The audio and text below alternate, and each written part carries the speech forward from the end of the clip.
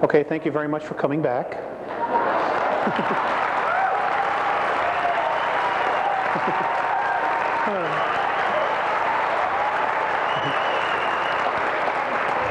That was really unfair. I know you're a captive audience. Okay, a couple things that I was asked to go over again was the implosion of third density and what that really entails. And I know I kind of skimmed over it. So what I'm going to do is to share with you what I have been told. Now, some of you may understand the physics of this better than I do. I'm just basically the messenger, one of the messengers.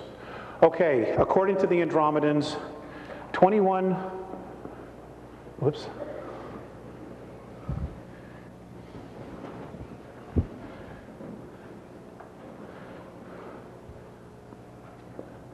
trillion years ago, as we are in linear time, apparently all of us as essences, as isness, as sparks of spirit, were someplace else in a completely different reality. And what they say happened was that the Big Bang Theory is basically correct in its simplicity, but the physical part that we know of was the last of the creations or realms created in what we call our universe. Okay, now when I'm referring to universe, I want you to know that I am talking about all of the 11 creational densities, or planes. That'll make it simpler for you.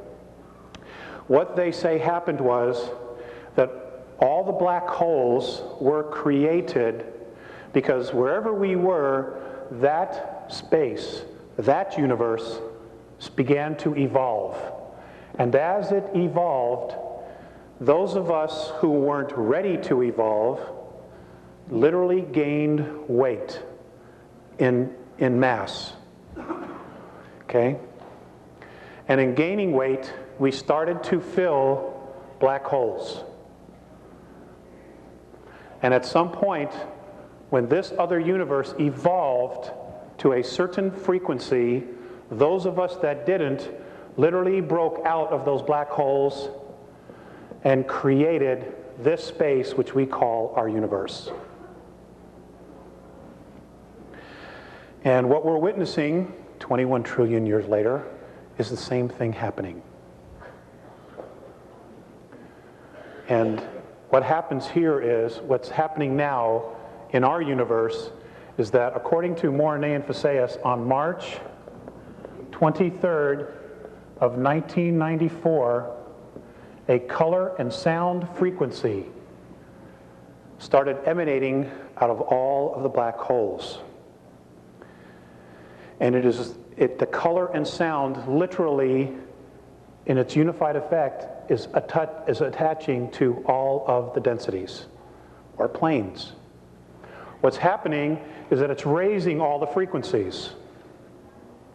Everything is literally being pulled up from the bootstraps. It is literally creating a holograph over these 11 creational planes. They're calling this the 12th. And the reason they are is that it is unified, but yet it's separate. And that they have been told by other races that there are beings of consciousness never seen the likes of before inside this 12th. And that they literally have the ability to look straight down through all the dimensional levels.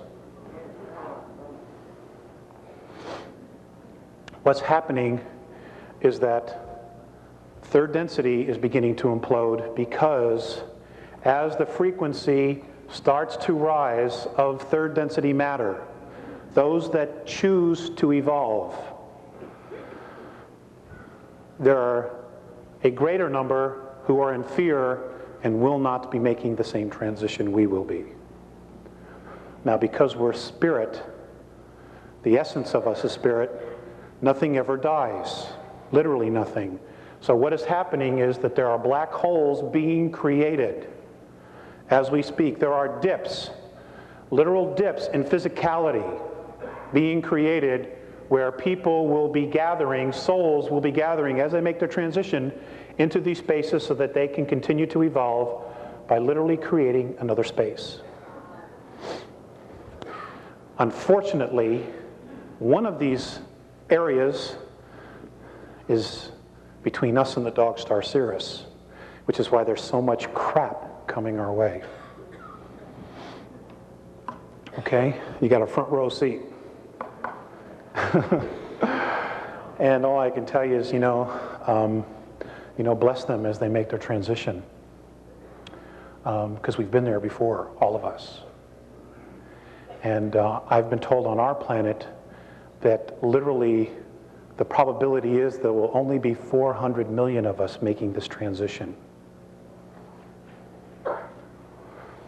And it's a sad thing. It's a sad thing. It would be nice if it was everybody. And when you get to fifth density, look for the house with the mailbox with the balloons. That's my house. I'll have everything there, sandwiches, you just show up.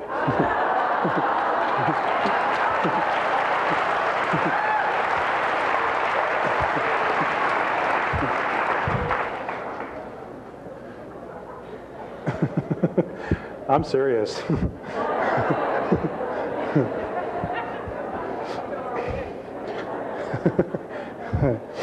I'll have to get a job. What was the other thing?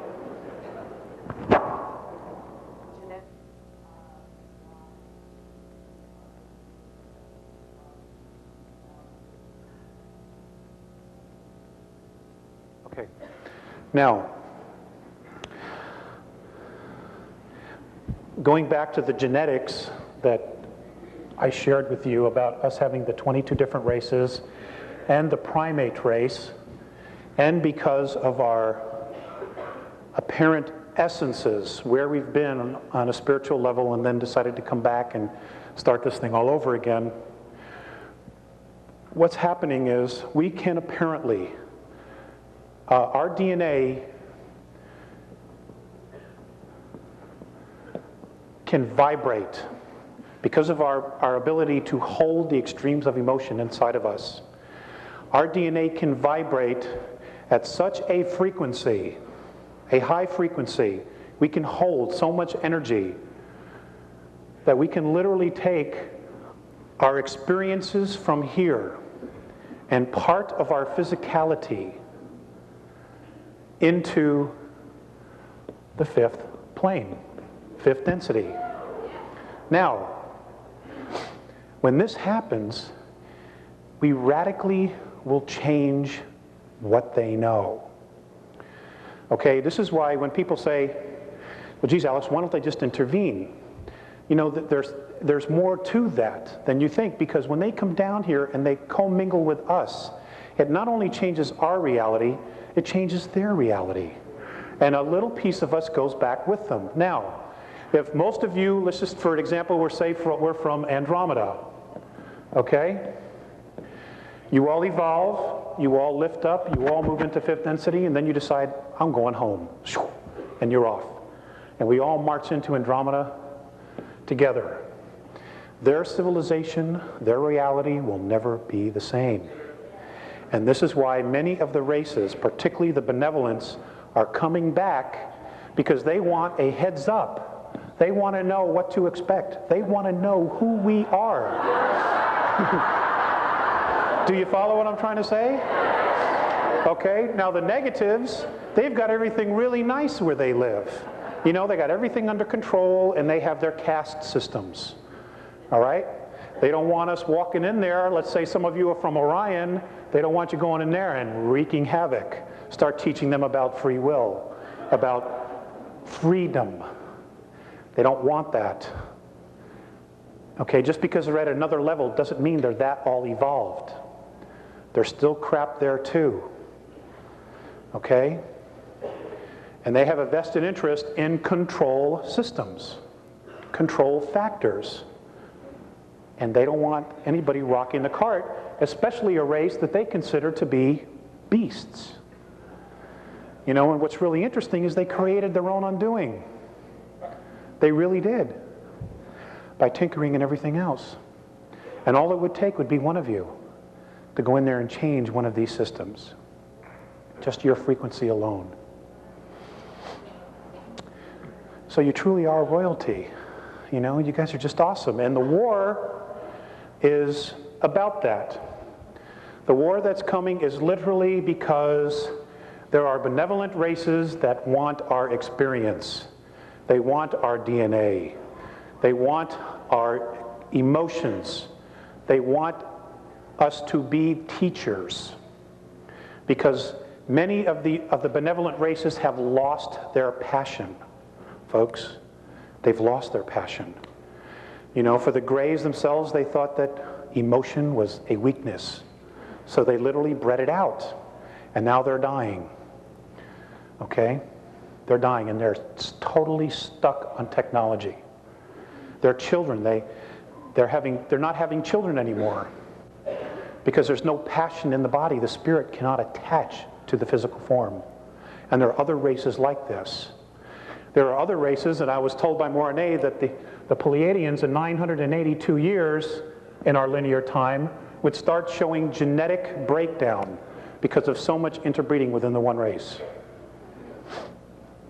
Okay? We offer a booster to that because we have their genetics, you know, as well as others, but we also have the passion. You know, the ability to hold passion, which is an awesome creative force. So there are some that really want us to be there, and there are some that are terrified of us being there. And that's really what it's about. The effects of what's going on here between now and 2013 are long-term. Apparently, almost 400 years into our future, there's tyranny. So what happens here is a major consequence because of who we are. And whatever we do here on third density, moving into fifth density, we will literally change 6, 7, 8, 9, 10, 11. It'll have a domino effect all the way up. Because apparently that's where we originally came from before we moved into physicality here. So we have to be responsible. There's a much bigger agenda here in picture. And I'm sure that there's even more that I don't know that maybe another contactee in the future or somebody else has already said. You know, you have to be private investigators. You've got to be detectives. And I know that there's so much information out there and so much junk and there's so much great stuff out there. But you're literally going to have to weed it through yourselves. No one has all the answers. No one. There might be some that have more of the pieces of the puzzle. But the bottom line is, every single one of you in this room, even the people outside the room who aren't here sharing this, who have no clue, who still think ET is a joke, they have a piece of the puzzle. They just may not be able to bring their piece to the puzzle when we move into fifth density or plane.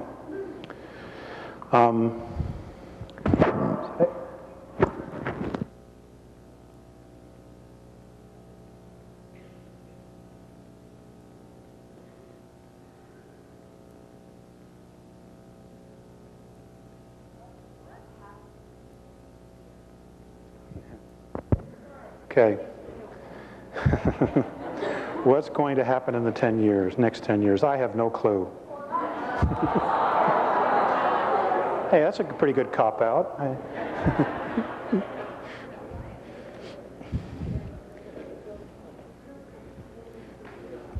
Okay.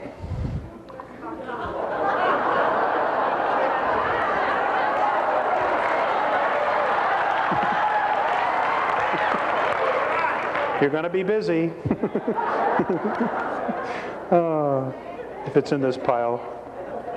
The reason I'm going through this is so I want to make sure I get it right.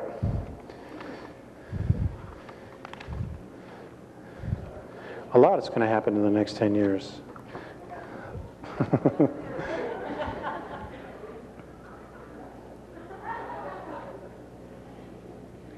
I'm sorry, I needed a thicker folder.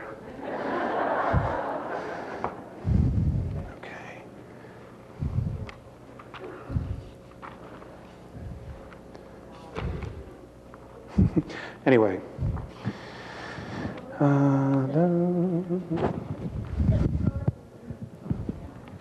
Alex, it's me. I thought it was God.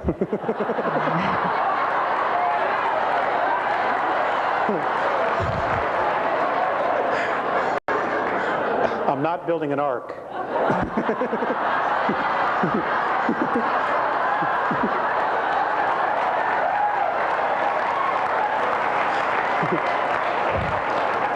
You can just forget it. All right, when is the collapse, the dimensional collapse starting? Is it already starting? It's already started. With the sound and the color? Okay. It's already started. Thank you for leading me here. What you're going to start hearing about in the very near future are something called rods.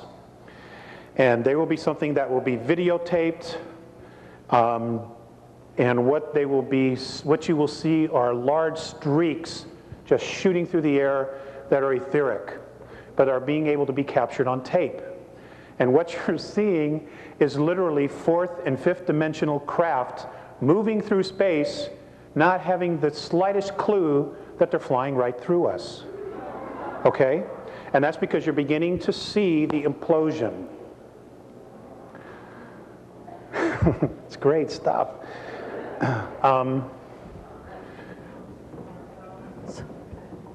And ghosts?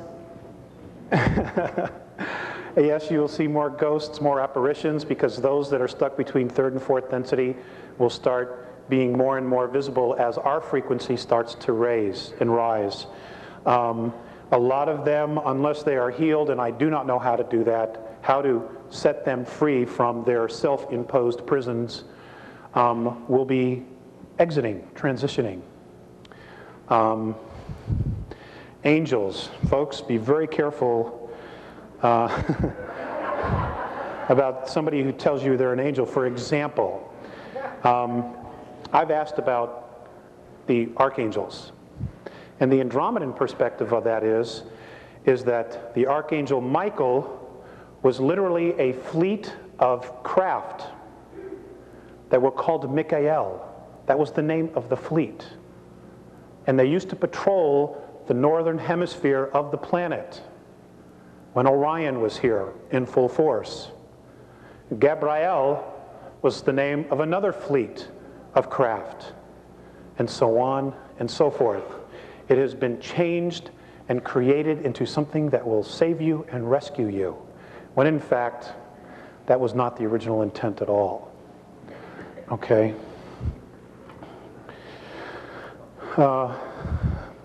What's going to happen in the next 10 years? I will share this with you.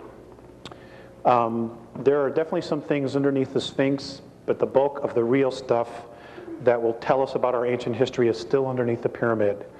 And there was a vault built 3 levels deep, and the pyramid was built over it.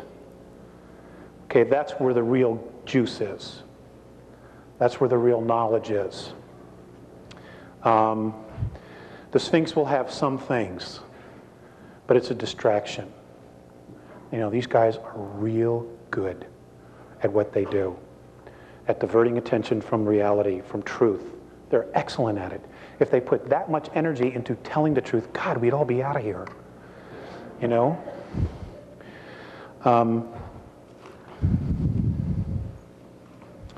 Okay, hold on one sec.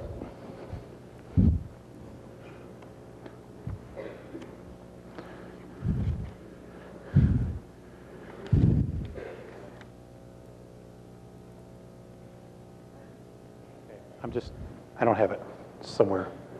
Okay, things that are going to happen in the next 10 years. Number one, we're going to truly find out who we are genetically. Information will be coming from all corners of the earth from contactees. There will be more and more contacts, and they will tell us about the 22 different races and more of our history. There will also be massive earth changes. They will start with a magnetic pole shift, which could happen anytime between now and the year 2001. Things have been sped up. We're already starting to see the magnetic poles shift as we see birds migrate in the wrong direction at the wrong times of year. The birds move along the Earth's magnetic grid lines. And I wanted to share something with you. I'm very fascinated with the Native Americans. And I love to collect feathers when I find them on my journeys and my vision quests.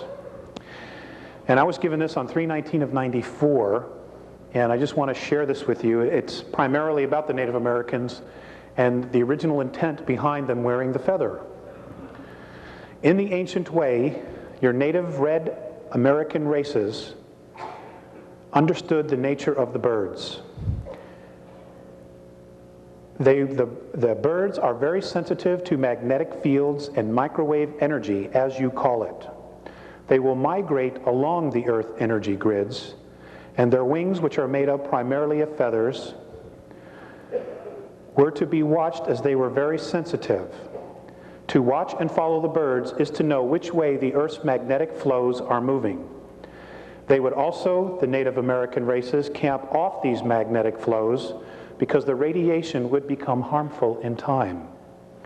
The feathers are very sensitive to energy fields and magnetic fields. They are, in fact, an antenna.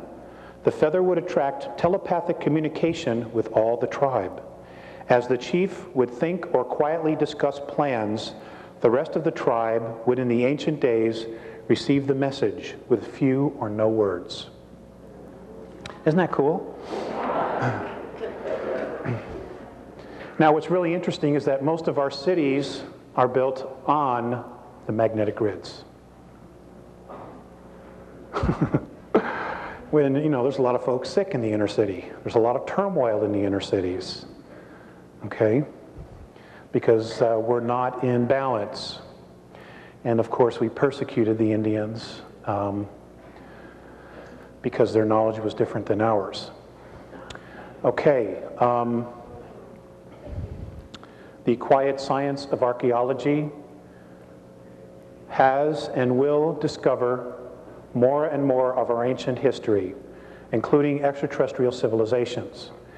There is going to be the acknowledgement of a temple complex that belonged to Lemuria that is apparently still intact, lying approximately 150 miles southwest of Easter Island.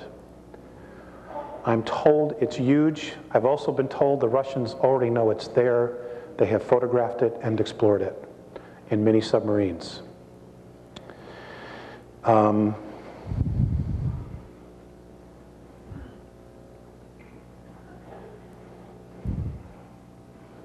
We are going to discover that consciousness, I know you guys already know this, but for those who aren't here, we are going to discover that consciousness is not in the brain, but is located in its entirety in the energy field and or aura. And that energy field is the 4 to 14 ounces the body loses at the moment of death. Okay, I know you guys know that. Let's see. UFOs. Okay, apparently there have been discussions amongst benevolent councils, and I will only speak for the Andromeda Council because that's what Morane has told me, that they have told all of the negative extraterrestrials in and or on our planet and on the moon to be out of here no later than August 12th, the year 2003. I've also been told that there's a very high probability that we could wake up some morning in that area of time and our moon will not be here. That is because it is the first stage of defense. And they will literally hit it with a tractor beam and pull it away from us if they're going to do battle. Because if they were to attack it to get in here for whatever reason and it were to explode, everything would be for naught. Now, when I first talked about this, there were some people that were very upset. Well, geez, what about the ocean and the waves and my moon cycle and all this other stuff?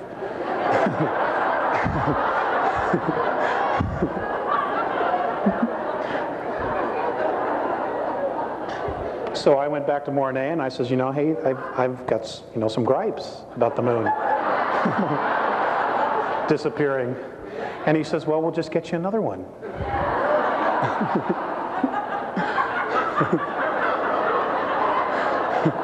And I says, you'll make sure it won't be hollow, right? He says, yes. So apparently all that would really happen would be that the oceans would become lakes. We wouldn't have the tides, and we probably wouldn't have the crazy attitudes and such like that. I've asked them about astrology, and I want you to know this is their perspective. Okay? Does everybody hear what I just said? Okay. Their perspective is that it's not accurate. That the purpose for charting the stars, what originally we were taught and left with, was because they needed to know the magnetic flows of the stars and the systems for space travel. And that somehow we have taken that and made an entirely new, different belief system out of that knowledge.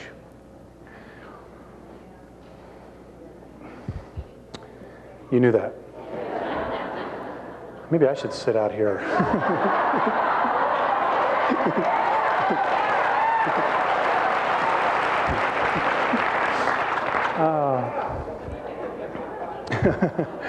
It's an option, huh?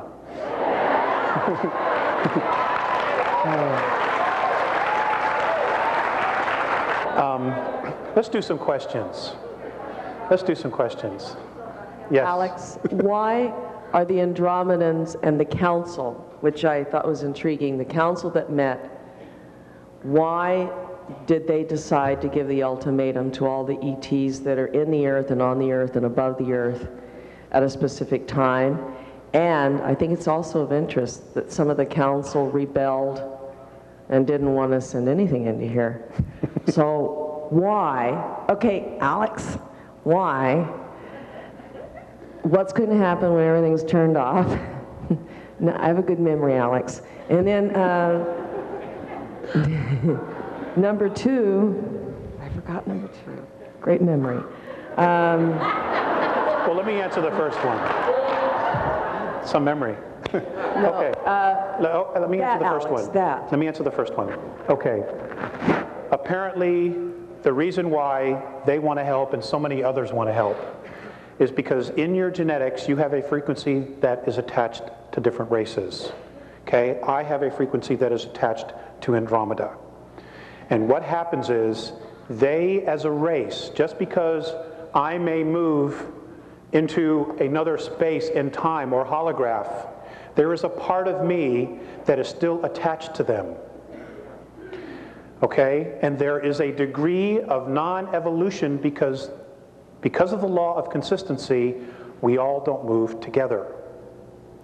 At some point, whenever that is, our entire universe, including all of the dimensions or planes, will implode and we will all go home to the source. Okay? This is one of the reasons why. The other reason, of course, is what I stated earlier, is because of our genetics. They want us to help them. We have something they need as well. Now, apparently when they first met to discuss our solar system, which is in a particular sector, which is along a trade route, which moves into the Andromedan galaxy and others galaxies. There were approximately 72 of the 133 originally that met. Of the 72, just more than half agreed to look into it and to help us. The other planetary races didn't want to help us, and this was their reason why. They don't respect their home, they don't respect themselves, and they don't respect each other. What is their value?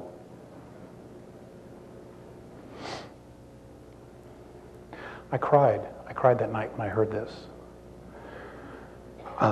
Because, you know, I couldn't make an excuse. I mean, this is how a bunch of other races look at us.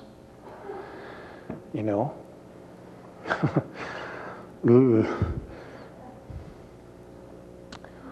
Fortunately, a majority had agreed to help because of the consequences long term. And basically that's why they're here. That's one of the reasons why they're here. Also, in our future, 400 years into our linear future, there is tyranny. in our galaxy. And somehow we are directly connected to that event or events. So in one way, they're really looking out for their own best interests by making sure that something is cleaned up here, that, you know, that something comes into balance. And they know that as long as the other ETs that are here, the extraterrestrial races that are here and are manipulating, we won't move. So they have to be removed. And I asked, would you do it by force? And he said, we would have to. And what they would do is they would enter the poles and then flush everybody out to the surface. So folks, when you see a reptilian crossing the highway, don't run over them, just get out of the way. Okay? I mean, it could get really, really weird here in the next 6-8 years. I mean, you know, you can only hide a truth for so long, and then it just screams out. And they're already trying to prepare you for this stuff. I have a lot of friends telling me about a TV show called Dark Skies, you know, where they're literally telling you, but they're doing it in a way that you think it's just, you know, television. You know, and I don't watch TV. We don't watch TV, so I miss a lot of good stuff, but, you know, I always hear about it. And I think that was it. So now we can go to the questions. Wait, what? Okay, ma'am. Yes, hello, and what I want to tell you and ask you as a consequence is, are you familiar with a book called The Greatest Story Never Told by Lana Cantrell? It's a book about 1,000 pages, and she describes in her research that we did used to have a green skin, and we were copper-based, and she also described all these color changes that we went through based on her research. Now this book is literally small print, 1,000 pages, and I'm not through with it. But she also said the problems, describes the physiological problems that we have because of the lack of zinc, copper, and what the iron is doing to us, and what it did to us. Because our physiology changed, our mentality and who we were narrowed totally. So you What's the question? Confirm to me this. Okay. And my question is, did they tell you anything that we could do for ourselves to help ourselves to go back? That's one part. The other thing is the genetics, the DNA. We apparently used to have multi-strand DNA. Do you know anything about it? And do we need it in our evolution? The third part is, did we used to have a whole brain that wasn't divided, and do you know anything about that? Okay, thank you very much. I do not know about the whole brain part. As far as the book, I've heard of it. I've had other people approach me, but I understand it's out of print. And I understand that Ms. Cantrell does not return letters or anything. She's just basically in hiding for whatever her reasons are. As far as the DNA, I have been told that those of us who are holding a higher frequency are literally creating a third strand. Most of the children coming in since 1982 already have a third strand. So this is just nature's way, this is the isness's way of just fixing things, as long as we're open to it. Okay. Okay, the question was, how can we help ourselves? I have asked that, and Mornay, all he has said is the information and wisdom already exists on your planet. So basically, you know, don't ask us about yourselves, ask yourself about yourself. There's no shortcuts with them. I wish there were. Yes, ma'am. Thank you. It's great to see you here. I wondered if you could talk more about the draconians and the children that are missing. I know you have information, and I'm hoping you'll share it with us today. This is the one subject I don't like to talk about. The draconians. Okay, the draconians are a very large reptilian race They're known as the Dracs. There is a royal line of the draconian reptilian race, and they're called the Seacar. They range anywhere from 14, 15 to 22 feet tall. They can weigh up to 1,800 pounds. They do have winged appendages, and they are awesome, awesome beings. They're extremely clairvoyant, they're extremely clever, and they can also be extremely sinister. They apparently were brought to our time and space, our universe, in full physicality. Somebody brought them here and dumped them here. I don't know, and the Andromedans still don't know. But they were brought here in physicality, and they were taken to Alpha Draconis and stars nearby because it gave them the greatest chance of survival. So they were kicked out of some other place. Anyway, they are definitely a major factor to be reckoned with. They, for the most part, are service to self. They do not care for the human race because when they were dumped here, they were told that this was theirs to command. So whoever did this really screwed up. And they still have this mindset. They were one of the first to chart our solar system. In fact, they were the first of the ET races to actually put their flag on it and say it's theirs.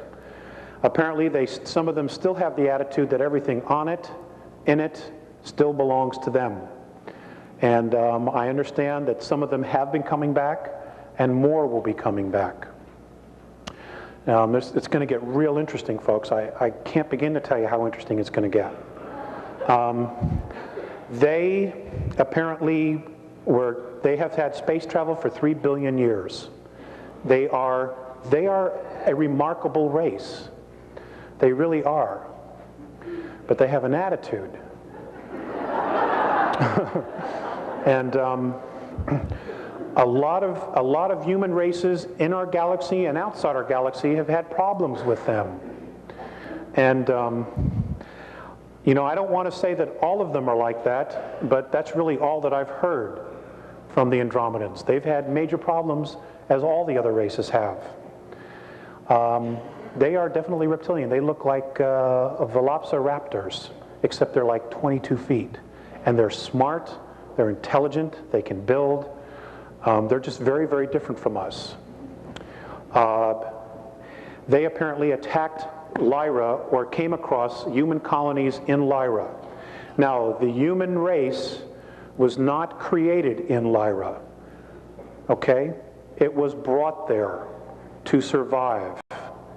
And again, from what the Andromedans have told me, for some reason, once they go back approximately 427 million years, they just don't know what else is there. For some reason, there's no history beyond that, even though the physicality is there. So I don't know if it's being blocked from a higher level or what. They don't even know. The Draconians were flying through there. They came across these human colonies who were agricultural in nature. Basically, because of their talents of horticulture and plant science, they were literally making the planets greater and better. Little gardens. When the Draconians flew by and they saw this incredible wealth of food, they basically wanted to control it. And apparently there was a misunderstanding between the lion races then, who were human, and the reptilian race, because the Lyrians wanted to know more about the Draconians and the reptilian race before they gave them what they wanted.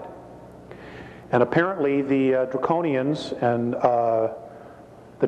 misunderstood it and literally went back and then attacked the planets and killed a lot of people, blew up 3 planets. And the Lyrians were literally forced to migrate and scatter into different parts of our galaxy. So it did in a way facilitate colonization.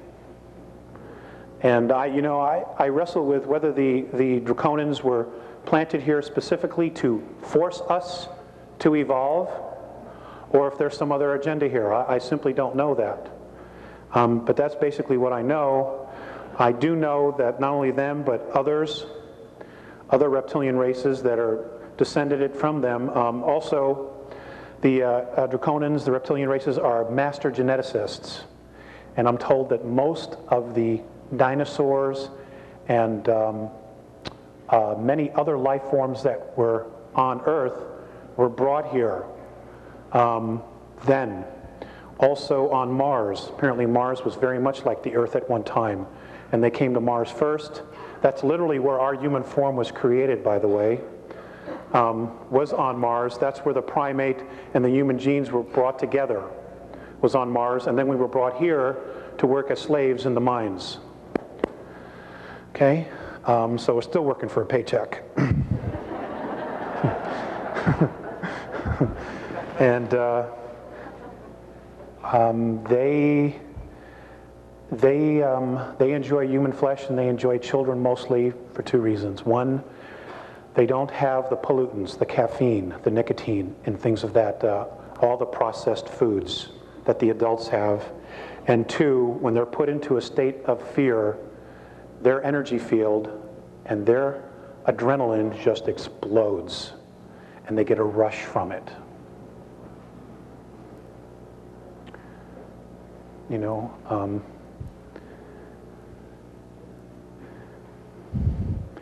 be dedicated to family and be dedicated to each other, folks. That's the only way we're going to get through a lot of this. You know. Next question. You're welcome. Well, my adrenaline's rushing after that last statement. Alex, what is it precisely about the human mind that makes us so worthy to be feared and suppressed? What is it that's very unique to our 22-strand genetic makeup? And also, what is our free will compared with their free will? It seems to imply that, do they have free will in the same way that we do? Okay, is that it? That's that question. The second thing is you haven't finished the Earth changes yet.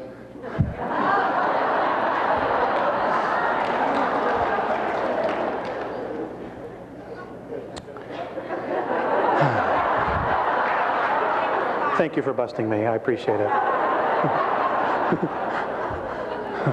Okay.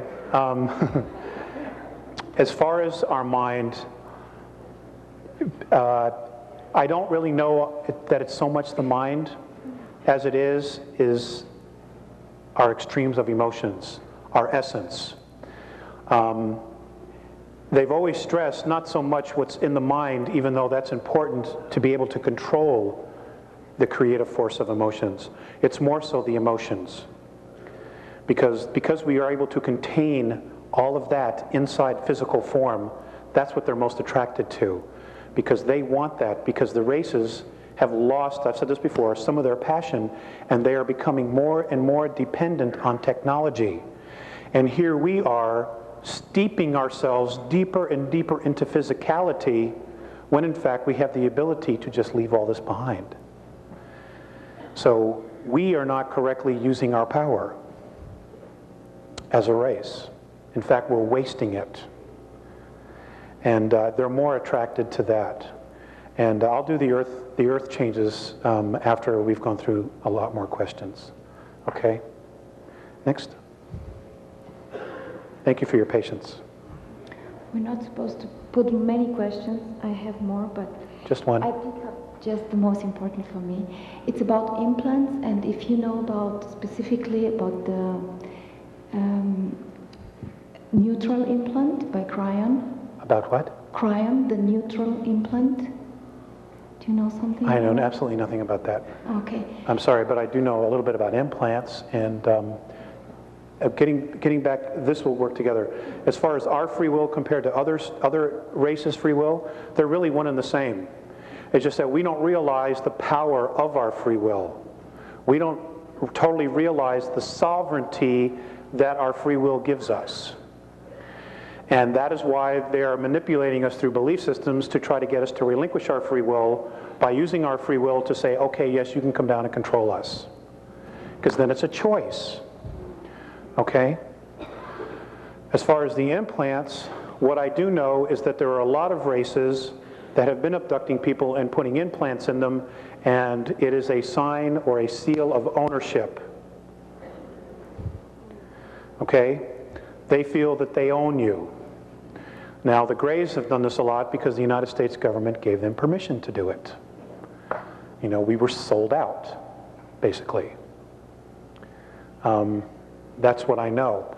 I do know that many of the implants can be neutralized using a very strong ultraviolet light.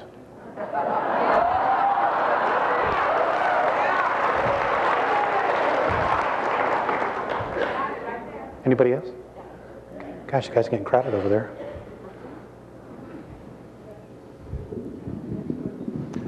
I'm sure I speak for all of us. You mentioned earlier that this was a treat for you. It's very much a treat for us as well.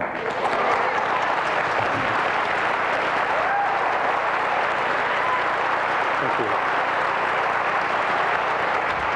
Okay, I have two questions. They're relatively unrelated. The first one, if you get an opportunity later on and have time, I would be very interested in hearing, but the second one is what I would like to ask you about. The first one is, you mentioned that the Andromedans know Ramtha as the commander. Are there any other beings that they have mentioned, and does this in any way tie in with why other races, along with the Andromedans, regard us as special? That's if you get an opportunity later on. The second question that I want to ask you is, the Andromedans have mentioned several changes about to occur, what Jay-Z referred to. Sovereignty is a major concern for many of us. Many of these changes are going to represent financial opportunities as they unfold. I know that dates and specific levels or prices are mutable and subject to change, but have they given you any signposts or preliminary events to watch out for that indicate that change is imminent or about to happen? Thank you.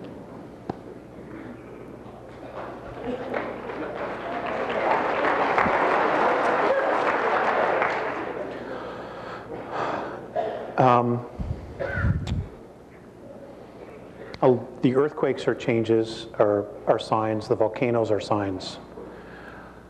When you start to see large groups of people resigning from world government, that will be your biggest sign that shit's about to hit the fan. Okay? Many of our world leaders have been promised underground facilities, and some even on the moon. And folks, there are bases on the moon that were built by the United States, Russians, and the British, using British money. And I would suggest to you very, very strongly, you keep an eye on Charles, Prince Charles. Okay? Just watch. No, Just watch. Then don't. Next question, please.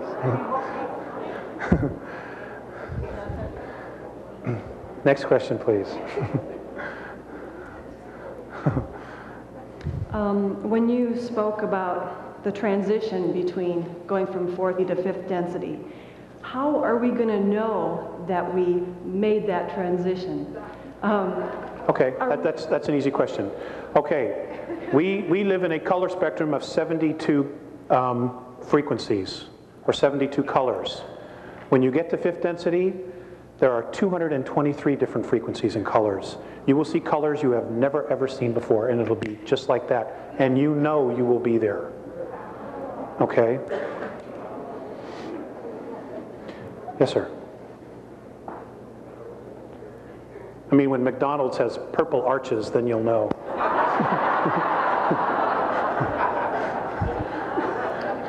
Do the Andromedans have a military?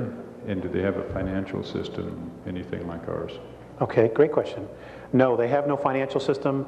Everything that they create technologically is used for the advancement of their race. It is for educational purposes only, but it can be used in defense. No, they do not have an army or a military per se. They are scientists. What they do is they send their children to school from anywhere from 150 to 200 years. This is our time. Well, you know, they live 1,000 years, 1,500, 2,000 years. And what they do is they teach their students all all of the arts and sciences. They are literally PhDs or masters in everything. Then at that point, they have the choice as to what it is they want to do. And they can change their minds in a heartbeat and do something else. So they are given all the tools. Everything is for education. Nothing is for distraction. Okay, they would never conceive of creating television as a distraction. Never. Okay, everything is to help them evolve. And their science and their technology can be used in defensive purposes, mostly the holographic stuff. Yes, sir. I'm wondering if you could elaborate on the Dracos and Hale-Bopp a little bit. What I have shared is really all that I know. I just know that life is going to be very different. It is, they say it's a comet. It's not a comet. I can tell you this, that it has split into two pieces, and both pieces are rotating, okay, around an invisible axis. They're rotating like this as it's moving. And something that a friend told me that she heard on Art Bell, and I have not confirmed this, okay, so this is still rumor, but apparently an astronomer was on Art Bell, and he called and said that they have seen a large craft that is now flying alongside Hale-Bopp that's larger than the Earth. Okay, so if it doesn't change course, it's going to be great. It's going to be great. All the denial is going to be gone. You know.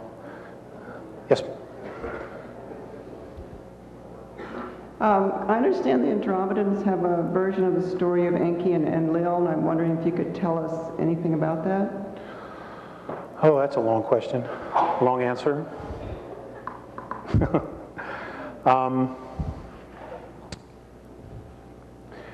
Actually, my understanding is that the two brothers have really warred with each other over a lot of other issues. We just happen to be one of them. I do know that Enki, what they've told me is that Enki was betrayed and killed, and that his body is literally buried in the face that's on Mars. Now, whether he's reincarnated or not, again, I don't know. But that's all I know. Basically, what we have to deal with now is Enlil. But fortunately, you know, truth is starting to come out about all that, and people are waking up and you know, realizing and seeing the contradictions in the Old Testament, and even some of the contradictions in the New Testament, and they're starting to question, which is a very, very good sign. You know, Phaseus once said to me, "It is not so important what you believe, but as to why you believe it. And whatever your belief is, make sure that it is worth the depth of your commitment to it." And you know, I think what we've done as a race is we've accepted a lot of things just on face value, without truly investigating it or trying to feel it inside of us. And it's gotten us into a lot of trouble. For example, the Inquisition. You know, the Inquisition was really an attack against women. That's really what it was about the sacredness, the Wicca of women, and the science that they held, the spirituality that they held. That's really what it was about. A lot of men got killed because they were supportive of the goddess worship. You know, and that was a huge travesty on the human race. Just one of many. Next question. This scenario that you're laying out before us exists on this reality, on this parallel reality, or this timeline. What if the Andromedans say about parallel realities where this scenario doesn't happen?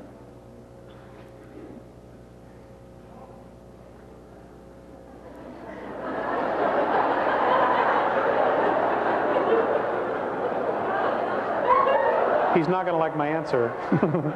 They haven't said anything. I know that there are parallel realities, and I know that Earth, that several parallel realities of Earth are already in existence in the higher octaves above us. I know that in one of the realities, the New World Order is already established and exists. And, you know, the Nazi flag flies over the whole world. I want you to know that as third density begins to implode, that all of those realities will be moving and merging into the one. Okay?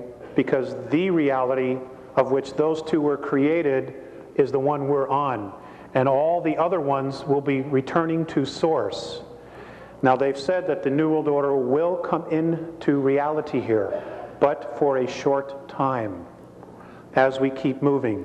As long as we stick together, as long as we help one another, as long as we have mutual respect for each other, we will not slow down our process as we move up, you know, into the higher dimension, or just to a higher consciousness of world unity of our free will, not being forced at the point of a gun to do it, or not having to relinquish your rights.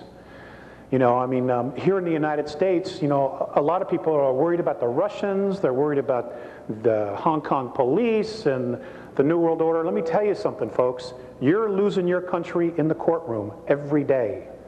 It's in the courtroom with corrupt judges and institutionalized corruption. And I'll tell you what, if you allow, this is my own little political statement, if you allow the Congress and the President to take away the Second Amendment, you will lose all your other rights. I don't believe in toting a gun, carrying a gun, and killing anybody, all right?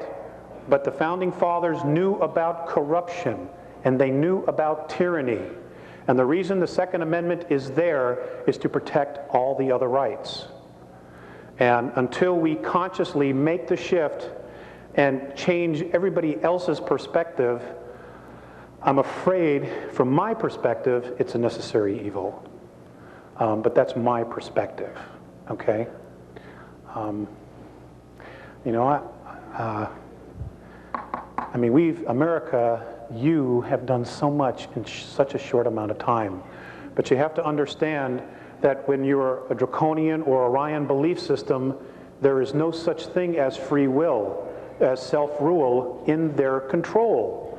Now, the reason we've been able to get away with it for so long is because, you know, when you look at where we are to the center of the galaxy, we're in the boonies. You know, we're way out here. And they're just now starting to come around, and they realize that the magnetics of the planet, the consciousness of the planet, is starting to change. So they, you know, this is what has attracted a lot of the races to us now. It was also the blasting of nuclear weapons. Nuclear weapons not only affect third density, but they affect fourth and fifth. It sends a shock wave through it, okay? And we were totally irresponsible. We didn't know. We didn't know what we were doing, you know? And that's why a lot of the races started to show up. I mean, they'd been here sooner, but that's when they really started to come in mass. Like, what the hell's going on down there? You know? Next question. Again, I've only got pieces of the puzzle. I've had a contact a number of years ago, and I know a lot of other people here have, and it was both very powerful and loving, and yet there was also some fear with that. Many of us are now thinking about how can we make contact that feels safe, evolving, loving. Mm-hmm. Can you speak to that? I'm asked this a lot, and all I can suggest to you is this. You can literally be and create anything you want. If you want contact, then what I would suggest you do, and this is really the only suggestion I have, is you create the space for it. Now, if you're very comfortable going into the woods, going on a walk and sitting on a rock someplace where you're totally isolated, and you're there and you call them down, and that works for you, that's fine. Okay, if you want them to come visit you at your home and you set up a specific time and you make tea and you wait for them to come, that's another thing you can do. It's entirely up to you, okay? But create the space. Show the intent to do it and be in integrity with it. In other words, for that hour or 2 hours that you decide to create the space, do it all the time. Make it always 2 hours. Make it always 2.5 hours. Do it once every 2 weeks, whatever you want. Whatever ritual you want to make it in order to create the space, then that's what you do. Okay? That's the only suggestion I have for you, wherever you went. Okay, next, please.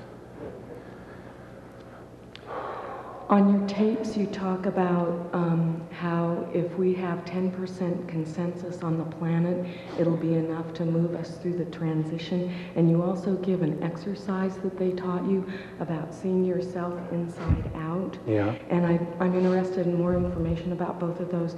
And in this talk tonight, you've spoken about transfers, and I'm not sure what those are. Thank you for being here. Thank you. Transfers? When you first started speaking,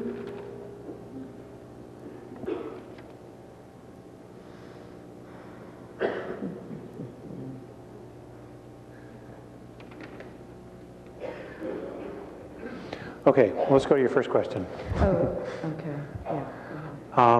I was given an exercise. You guys probably all know this stuff already, you know, but something that I was given specifically, which I do every day. And, you know, they never give me answers about myself, and it really pisses me off sometimes.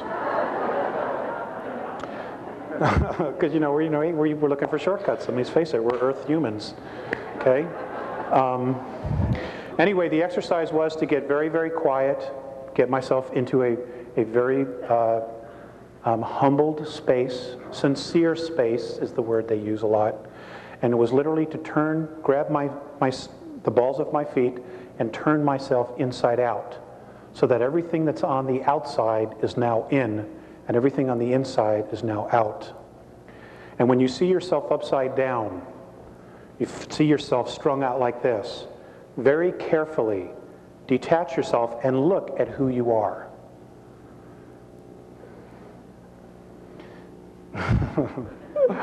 Don't get scared. Just work with it.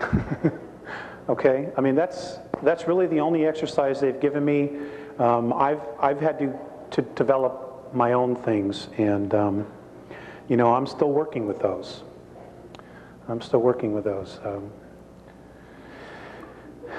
You know, next question. I'm fascinated. First of all, thank you very much. You're welcome. Thank you. Living your life the way you're living it. I'm fascinated with the language of geometry that I'm learning comes from deeper levels, and I'm wondering if you have, or there are exact renditions of those symbols that could contain, for example, a phi ratio or pi, or like I know the circles could be exact and they have a meaning. If they're a little off, they don't. Do you know if there are exact symbols that could have like the phi ratio in them, or you just drew them like? Okay, that's a great question. I tell you what, I've never asked that question because it's always in my head. But what I will do is I will ask the specific dimensions and what tones and frequencies, and I will give them to Val Valerian so that he can put them on the web or get it to you guys. Okay? I will ask that.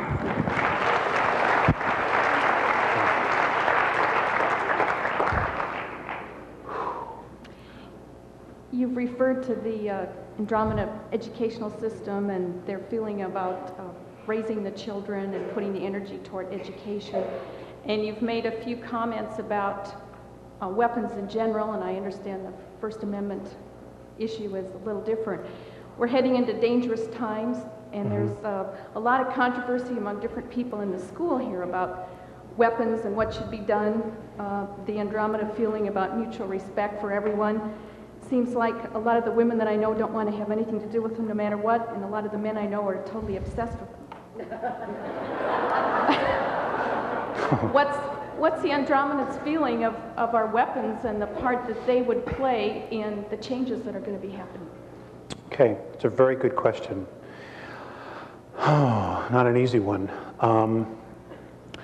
They have said that and I said this earlier, that we destroy ourselves in ignorance. And I understand that weapons are not a good idea. I believe that. I really do. However, let's look at the reality that we're in. Okay? There have been many really holy spiritual men that have been murdered. Okay? They literally went to death holding unconditional love. And that's great.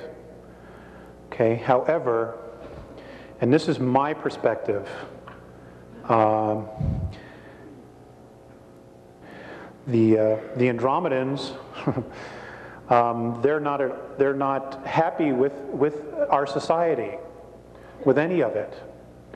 But they realize we cannot defend ourselves. That's why they're, and other groups are contemplating intervention, because we can't defend ourselves. And we do have a serious threat. And you can hold the space of love. You know, I truly believe you can hold the space of love, but at the same time, you can hold the space of sovereignty and defiance of tyranny. I mean, what good is total unconditional love when it's being totally suppressed? If we take that attitude, then don't we then create a situation where we have to come back and do it from the other side? Don't we just get right back involved in the whole cause and effect? Well, that could be very possible. It could very well be possible. I really don't have an answer for that. You know, like I said, I've got my stuff and I'm working it out.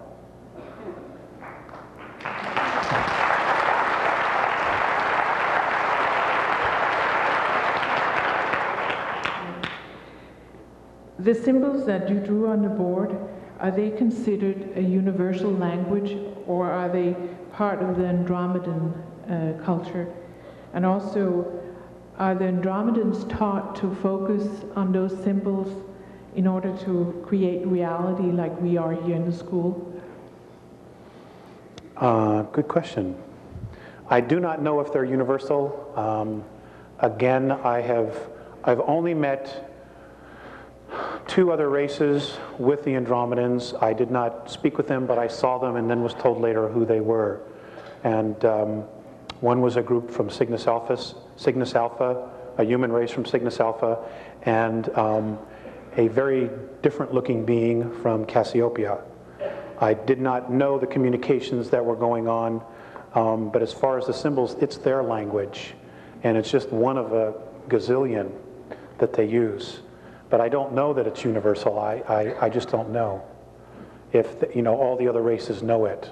I mean, it could very well be that when the council gets together, they have interpreters who interpret the holographs, just like our UN does. I don't really know. So I'm sorry, my information on that is so limited. Yes? Please tell us a story about a time that you have observed on how the Andromedans treat their children. Okay. Can I ask you a question? Sure. Who are those faces? Me. Okay.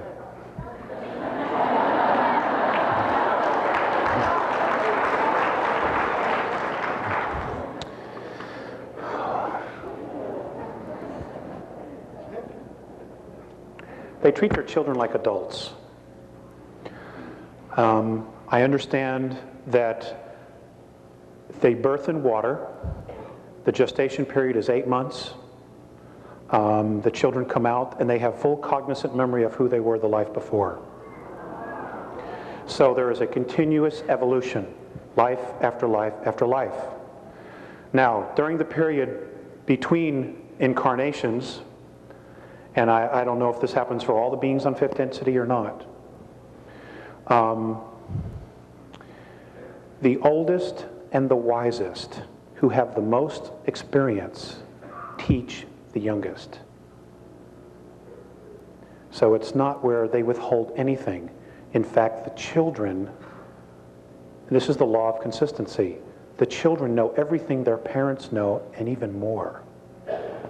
And there's no attitude with the parents. This is something they want because their pride is in their race. And I wish we had the same philosophy. God, we dumb them down with cartoons and stuff like that.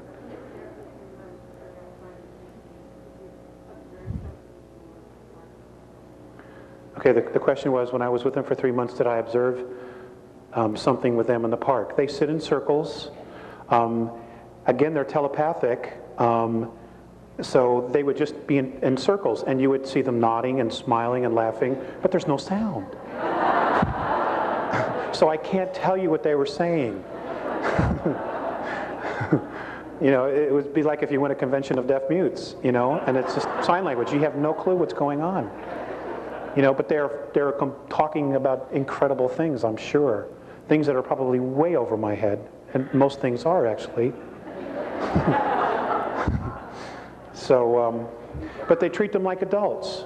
And again, they teach them everything from a very young age. I mean, they go to school for 150 years. You know, God, you got to pick up some stuff after that. You know, and there's no home ec and stuff like that. I mean, it's like real educational stuff. You know, no car mechanics 102 or anything like that. Yes, sir. My question has to do with the seeding of this planet by the Andromedans originally. You mentioned 62,000 years ago in a time period of only 65 years, but I'm specifically interested, do you know of any symbols or any information about reawakening latent genetics for people who are on this planet, and is there any relationship of Lemuria to that 62,000 year ago time period? Lemuria was in existence at that point.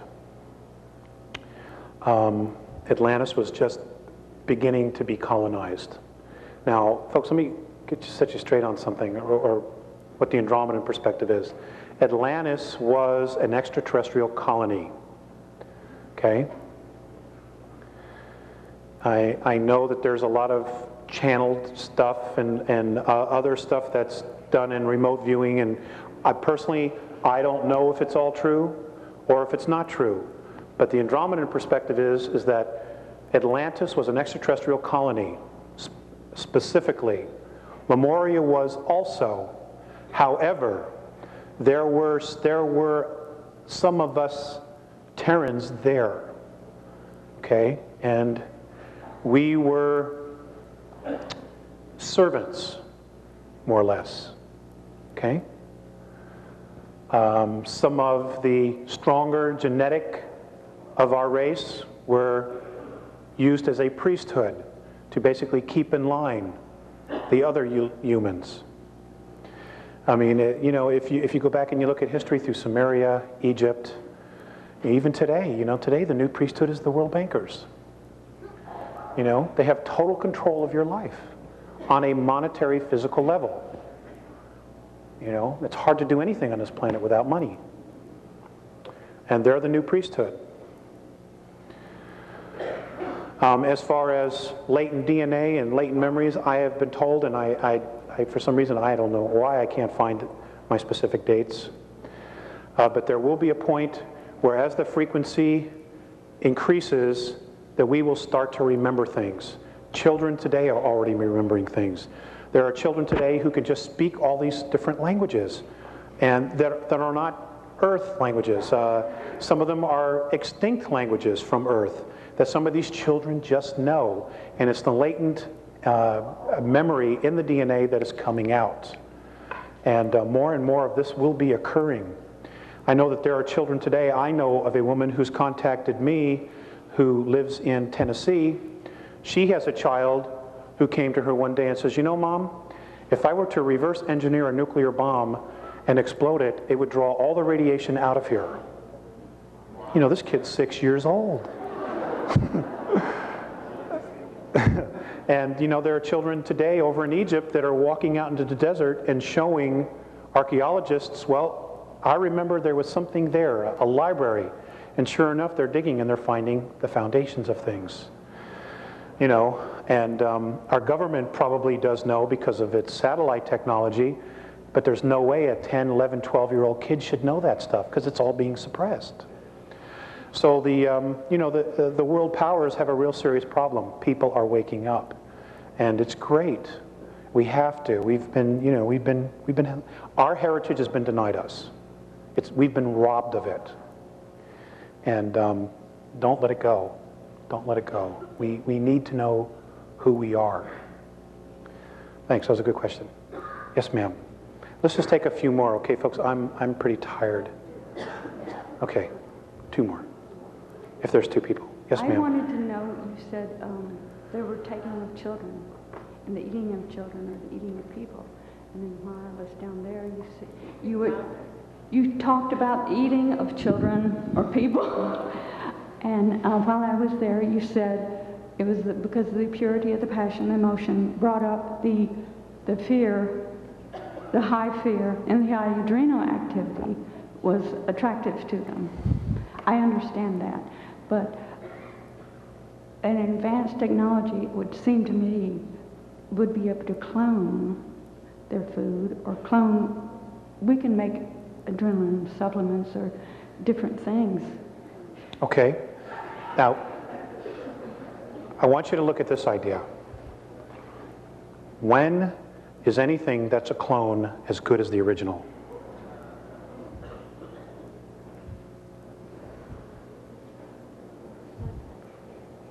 Okay.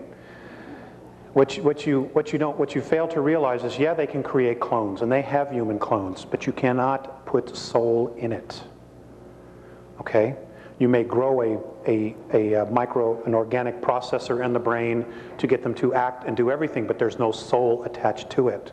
And as long as there's no soul, you don't have true emotion. True emotion? Well, your adrenaline rush. Okay, if I were to go over and do something to you and scare the hell out of you, okay, you would have a very serious emotional rush. Okay? They're addicted to the peaking of that emotional rush. It's like a narcotic to them because they don't have it. That's why they're so interested in us. They're numb. They're numb. Their physicalities are numb. They're all in their head. They're in self-imposed loneliness. Okay? Yes? I'm sorry? Do they terrify the children? Yes, ma'am, they do. The question was, do they terrify the children? And I said yes. Yes, ma'am.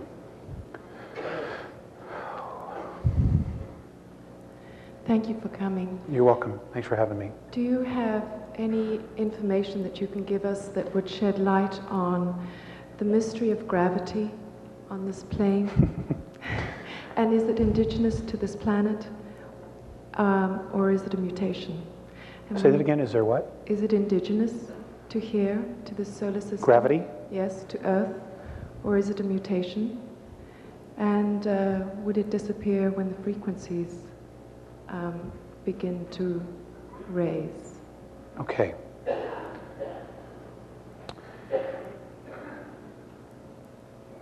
The Andromedan perspective regarding gravity is that it is created by radiation from the sun and our planet.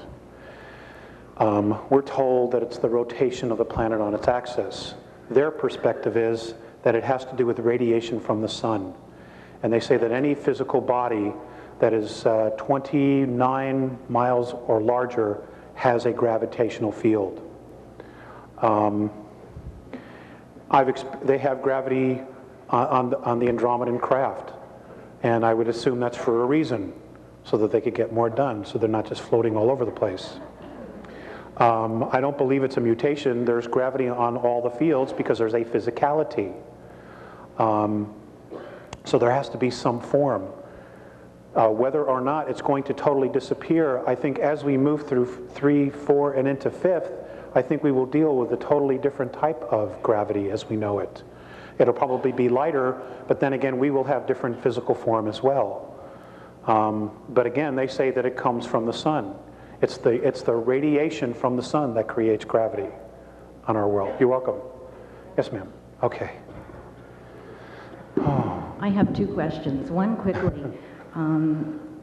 They display mutual respect and love, but I'd like to know how they do that. And the second question, in our society, all of our myths and legends seem to be blueprints for our lives. And I'd like to know what kinds of myths and legends, if they have them, that they have. I know you probably don't have time to tell us one tonight. If you would, I'd love it. But, you know, if you could get that information for Val, I'd love to have that. Okay, they don't call them myths. They call it history. Okay? And I will give those to Val. All right? And you're right, there's a lot, but it's history. We have taken truth and shrouded it as myth because we're hiding an agenda. How do they show mutual respect? They just honor every aspect of their life and everybody else's life. Because they're so evolved, there's no such thing as crime there. There's no laser shootings on a mothership. There's no, they need for nothing. They absolutely need for nothing. Anything that they need is given to them for evolvement. And they all work towards that. They wouldn't think about leaving somebody behind. I'll give you a good example of that too.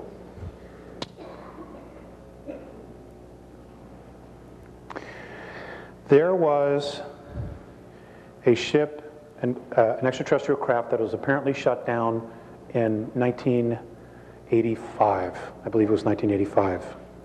And it was a human being from Tau Ceti who literally got too close, and he was shot down. I understand that our military was able to take him, took him underground somewhere in Arizona, put him on a car, a train, took him underground to North Dakota, where they started doing some really horrific things. Mornay told me that a Tau Ceti fleet wanted to come in and invade our planet, particularly North Dakota, to get this guy back. Okay? And it was literally the Andromedans and the Pleiadians, a benevolent group of Pleiadians, that stepped in and said, whoa, no, not yet, it's not the time. That's mutual respect. It's not leaving POWs in Vietnam because you owe this, because you promised the government $3 billion. It's not leaving men in North Korea because you lied, because you're dealing drugs. You don't want everybody else to know. That's not mutual respect. They would never ever think to do something like that. And those are things, those are characteristics we need to look at. Because there are many in this room that probably know about that. I mean, there are right now, as we are standing here right today, there are 117 men still left in as POWs, but they're not in Vietnam. Okay, they're being held in northern Laos. There are also 3 men that are still alive from the Korean War, still being held in North Korea.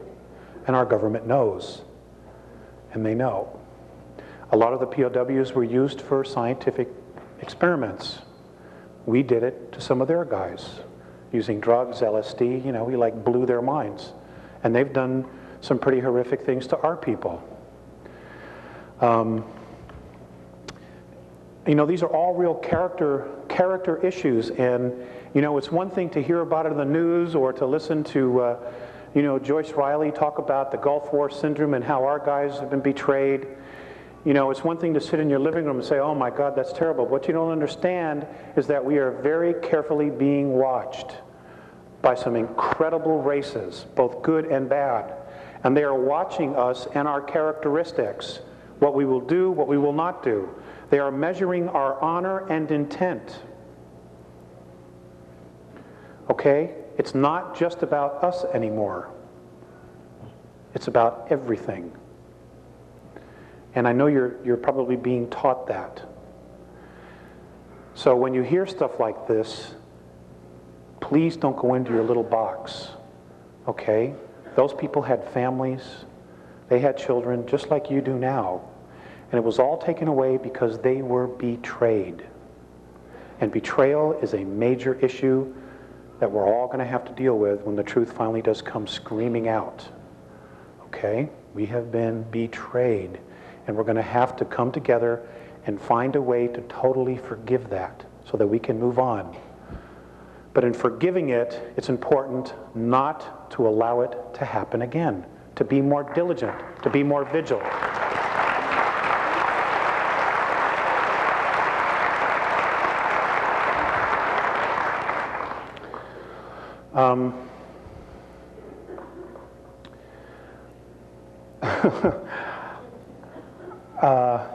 I'm so tired. I don't even have my notes. Okay, it's on the internet. All right, the Earth Changes, it's on the internet. Most of you already know. Okay, You're looking for dates, specific dates, what time, so on and so forth. That's not important. It is definitely coming, but it's all a probability as to when. All right? But there are more people negatively polarized on the planet that it's almost a sure thing that it's going to happen at this point. The internet is a leading edge research group. I'm sorry? Yeah, he's free to do whatever he wants. None of this has a copyright. None of the tapes, the newsletters, nothing. You know, it's not mine. I don't own it. I'm just here to deliver it. So you can do whatever you want with it. Just don't change the intent, okay? Just don't change the intent. Alex, we have some of your newsletters that you sent, and I'm going to have them in the bookstore for people. There's not enough for everybody, but there's quite a few for those of you who are interested. We'll also post the address for that newsletter for everybody, so if they want to get those kinds of specific dates, they'll be available to them. Yeah, that's a good idea.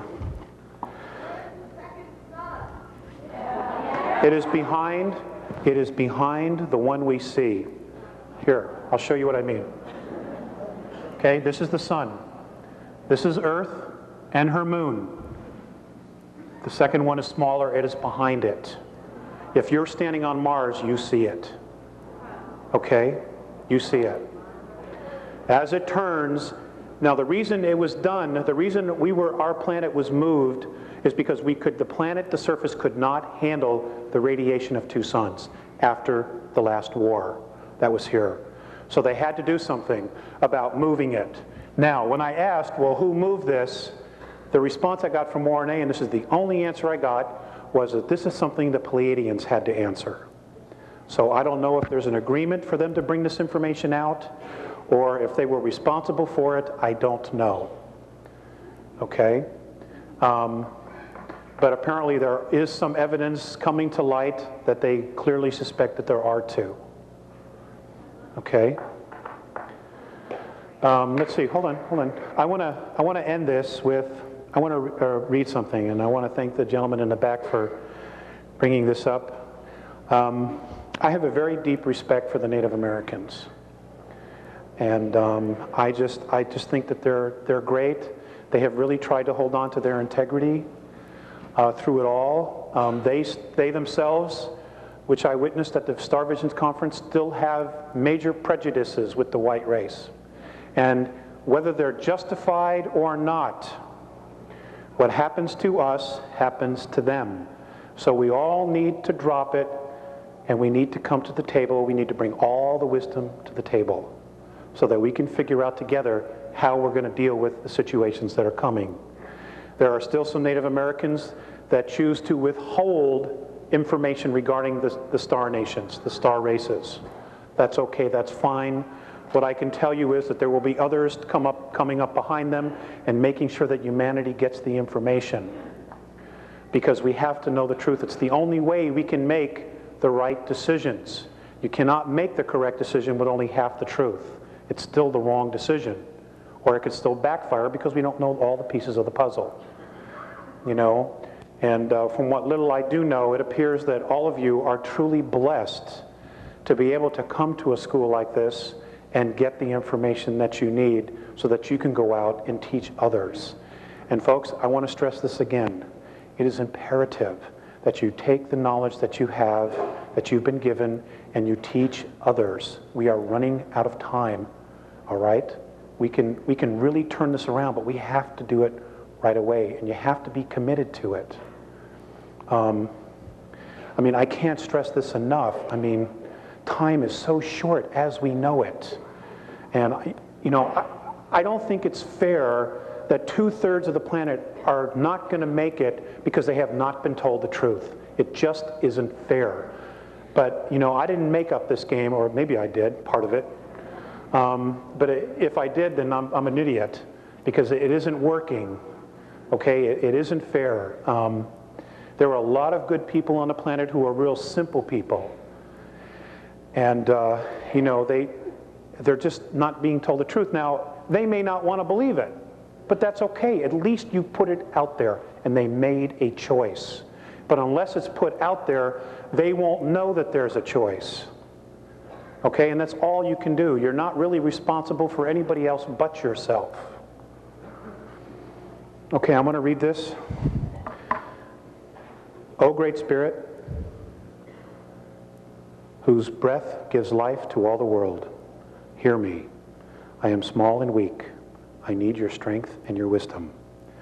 Let me walk in beauty and make my eyes ever behold the red and purple sunset. Make my hands respect the things that you have made and taught my people. Make me wise so that I might understand the things you have taught my people. Let me learn the lessons you have hidden in every leaf and every rock. I see strength not to be greater than my brother, but to fight my greatest enemy, myself. So when life fades as the fading sunset, and my spirit may come, and as life fades as the fading sunset, please let my spirit come to you without shame. Washtay. Ladies and gentlemen, thank you very much.